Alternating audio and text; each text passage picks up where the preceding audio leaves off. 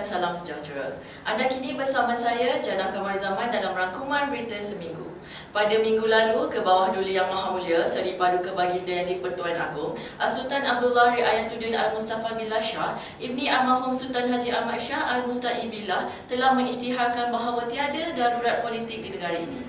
Walau bagaimanapun, beliau menitahkan agar sebarang politicking diberhentikan segera.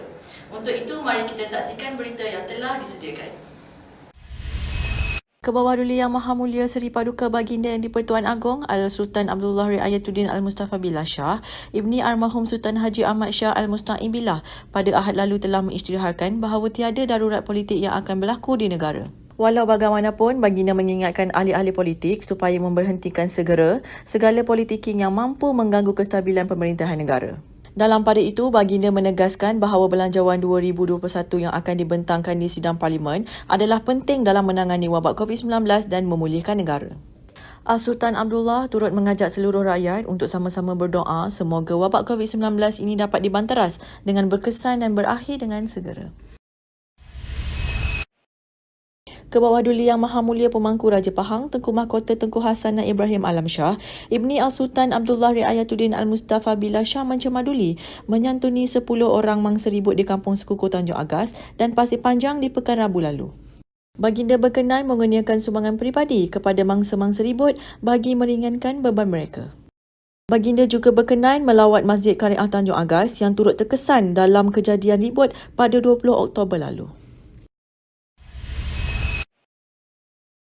Kerajaan Pahang akan mencari jalan penyelesaian yang komprehensif untuk menangani masalah banjir kilat di Taman Mentakap Indah di Termeloh. Pengerusi Jawatan Kuasa Pelancongan, Kebudayaan Alam Sekitar, Peladangan dan Komuniti Negeri Pahang yang berhormat Datuk Seri Haji Muhammad Syakar Haji Samsudin berkata, beliau akan membawa isu berkenaan dalam mesyuarat Majlis Kerajaan Negeri.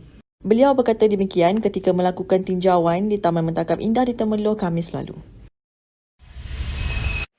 Usaha berterusan sedang dilaksanakan Kerajaan Pahang bersama Suruhanjaya Komunikasi dan Multimedia Malaysia SKMM bagi memberi kemudahan liputan rangkaian 4G berkelajuan 35 Mbs kepada rakyat di seluruh negeri Pahang. Pengerusi Jawatan Kuasa Sains, Teknologi Inovasi Komunikasi dan Multimedia Negeri Pahang yang berhormat Datuk Haji Muhammad Fakaruddin Muhammad Arif berkata, sehingga kini terdapat 1,827 menara telekomunikasi di seluruh negeri Pahang dan 80.38% telah mencapai taraf liputan rangkaian 4G. Beliau berkata demikian ketika mesyuarat Jawatan Kuasa Tindakan Daerah Pekan yang dipengerusikan oleh Pegawai Daerah Pekan Yang Hormat Datuk Zaliza Zulkifli di Hotel Angkasa Royal di Pekan Selasa lalu.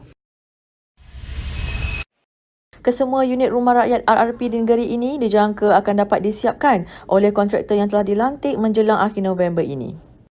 Pengerusi Jawatan Kuasa Kerajaan Tempatan dan Perumahan Negeri Pahang yang berhormat Datuk Abdul Rahim Muda berkata, setakat ini sebanyak 98 unit RRP itu sedang dalam pembinaan.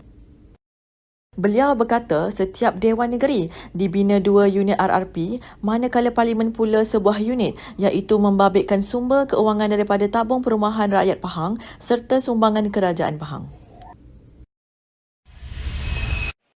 Pertandingan fotografi dan videografi yang dianjurkan oleh Majlis Pemandaran Kuantan MPK dengan kerjasama Kementerian Pelancongan, Seni dan Budaya Malaysia MOTEK Negeri Pahang, Tourism Pahang dan Malaysia Association of Western Australia MAWA telah mempromosikan secara langsung sektor pelancongan di negeri ini. Yang di-Pertua MPK Yang Hormat Datuk Hamdan Hussein berkata, pertandingan tersebut diadakan bagi memberi peluang kepada komuniti untuk menyelahkan bakat mengekspresikan keindahan Bandar Kuantan sebagai destinasi pelancongan.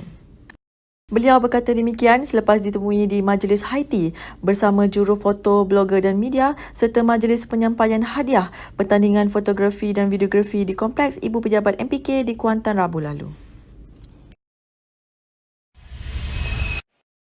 Sebanyak 2,000 anak pokok nenas ditanam dalam projek terkini program kebun komuniti hasil inisiatif Majlis Pembenaran Kuantan MPK di projek Perumahan Rakyat Disewa PPRS Pinggiran Putra di Kuantan Khamis lalu. Yang di-Pertua MPK Yang Hormat Datuk Hamdan Hussein berkata, program berkenaan telah dilaksanakan sejak lebih 3 bulan lalu melibatkan tanaman sayur-sayuran.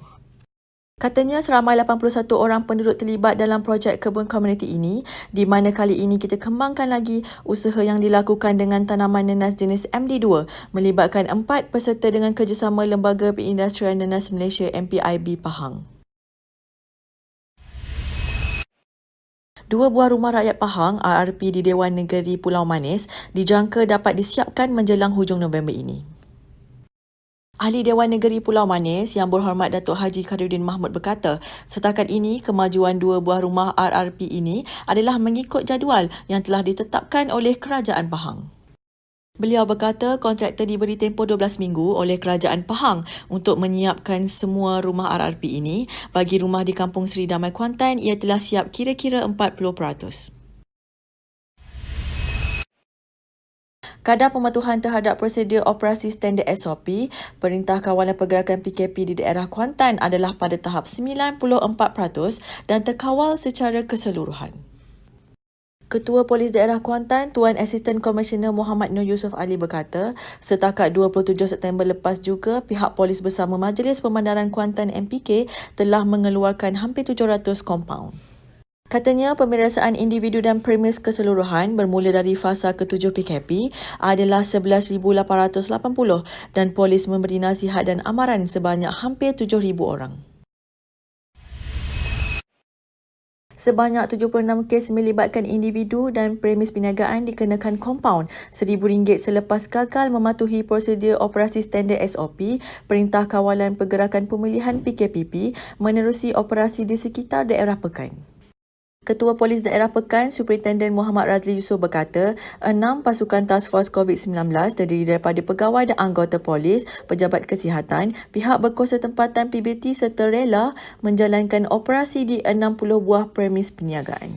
Katanya antara yang dikompaun ialah pemilik kedai runcit, bengkel motosikal serta kedai makan yang gagal mematuhi arahan iaitu tidak menyediakan penyukat suhu, seterusnya gagal untuk mencatat suhu badan pelanggan yang hadir.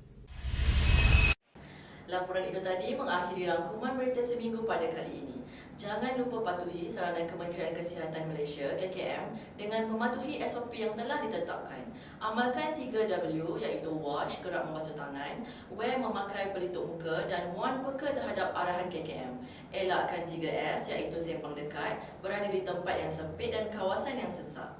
Teruskan bersama Pahang Media untuk mendapatkan pelbagai berita dan maklumat terkini dari negeri Pahang. Jangan lupa like, subscribe dan share Pahang Media di Facebook, Instagram, Twitter dan YouTube. Anda juga boleh mendapatkan berita terkini di Pahang menerusi portal pahangmedia.my. Baiklah, sampai jumpa lagi pada minggu hadapan. Assalamualaikum.